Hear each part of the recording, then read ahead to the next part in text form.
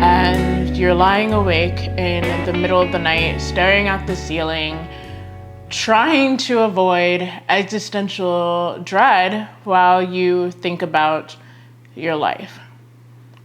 You're in your 30s, and for the most part, you lead a pretty good life. You know, you live in a nice place that you can't complain about, in a nice town. You keep nice company, and all in all, there's nothing to really complain about. But you get this sneaking feeling in the back of your head of, this is nice, but am I really happy?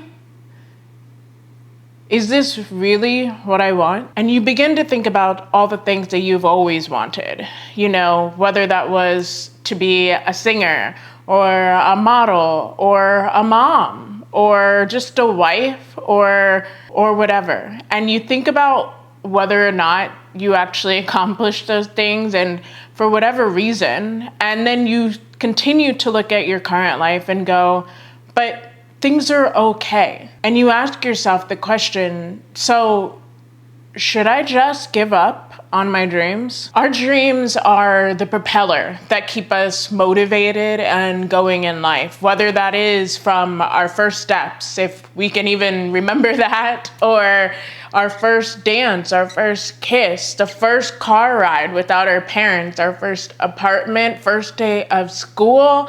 They keep us going, they keep us motivated. And oftentimes as we grow, our dreams and our wants and our desires, they tend to change too. But as I'm lying awake at 1 a.m., I realize that yes, I have grown and I have changed, but my dreams have not. I still want a lot of the same things that I wanted when I was a kid. But then I get even more sad because I wonder, yes, I'm in my 30s and I still have so much life ahead of me, but is it too late? This book is a little dusty because it sits here on my console, but I read Cruelly Yours by Cassandra Peterson.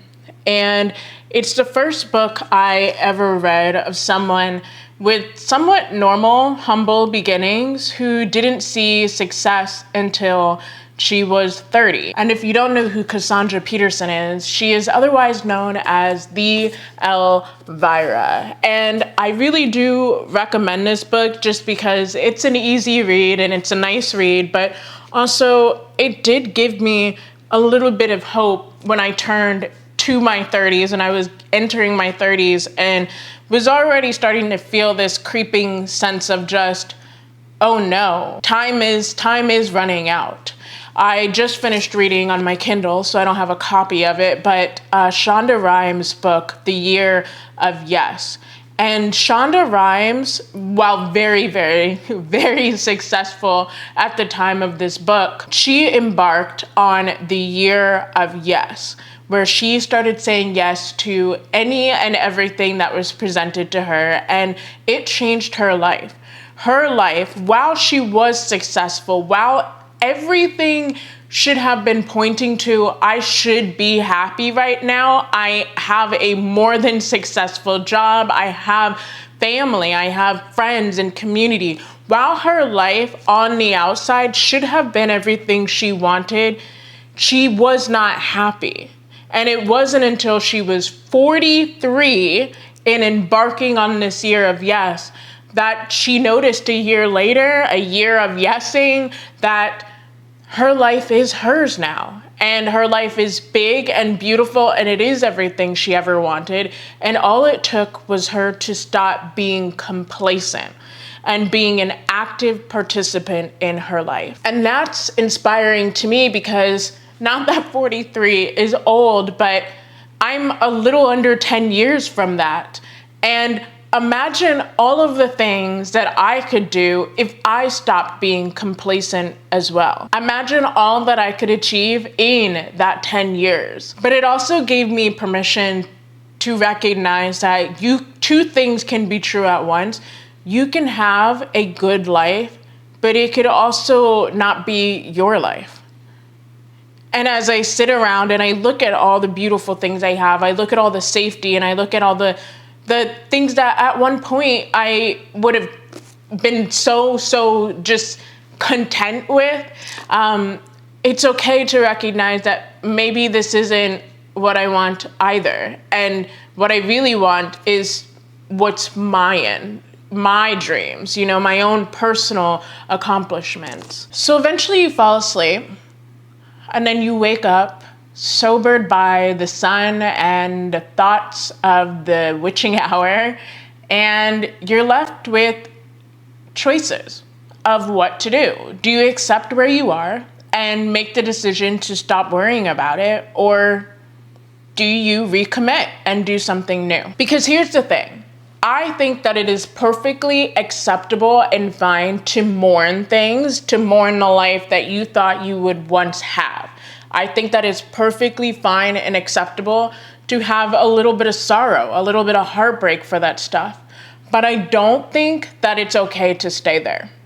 Because that's when you start to spiral. That's when you start to do terrible things. You start to be very, very unkind to yourself. And I personally refuse to live a life where I am anything but kind and gracious to myself, which means I have to make a choice. And not only do I have to make a choice, but I have to be okay and stand 10 toes down in my choice. And it is absolutely okay to make the choice that you are fine and content with where you are. Actually, I think that it can be so freeing if you are able to do that, to remove these dreams that you once had off of your plate and find acceptance and happiness in this new reality that you live in, this safety, this comfort. But there's also absolutely nothing wrong with still having more fight in you, for wanting to go after the things that you want, but with this new wisdom that you have gained with age. There is something very, very cool and powerful and bewitching about young, blind audacity. I'm not going to discredit that, but there's something even more powerful and smart and intentional about bold, audacious audacity. There's something really powerful about knowing that your dreams are wild and crazy and delusional and 100% should not come true. But you, in your wise wisdom, are choosing to do that thing anyway. You are saying, I don't care if this is unrealistic. I don't care that this makes me look cuckoo bananas, because I know that this is something that I should be doing. And when you're young, the whole world is your oyster. So you can fall and fail and, pick yourself back up 200 times. But as you get older, just because time works the way it does, the amount of times you can pick yourself back up gets smaller and smaller. It doesn't mean you don't take the chance to fail. It just means you are choosing. You are audaciously making that choice to choose to maybe fail. But you have years of wisdom behind you. So now you can take calculated risks. Now you can take calculated failures. And you can look at your failures from a different position instead of that recklessness that we have in our youth. You can look at that failure and probably analyze it, reconstruct things, and do things a little bit differently. And so when you ultimately ask yourself the question of, should I continue to chase my dreams or should I give up? I don't know the answer for you, but I know that when I look at my life and where I'm at right now, and I understand that I should be happy, and I understand that I should be content, and I understand that everything around me is a beautiful blessing, and I could be okay with this, I know that it wouldn't be enough. I know that ultimately I am not happy. And I know ultimately, regardless of how put together and nicely tied up everything looks, I still want more. So now I have no choice but to change my behavior and make different choices and to audaciously step forward and go after everything that I want. I have no choice but to train myself and prepare myself like a model, to continue and train myself and prepare myself like a singer. You know, for no reason whatsoever, I practice singing on my treadmill. For no reason whatsoever. That's something that I say in my brain. I just do this because I want to have this skill. Nobody normal does that. That is an audaciously ridiculous choice to make.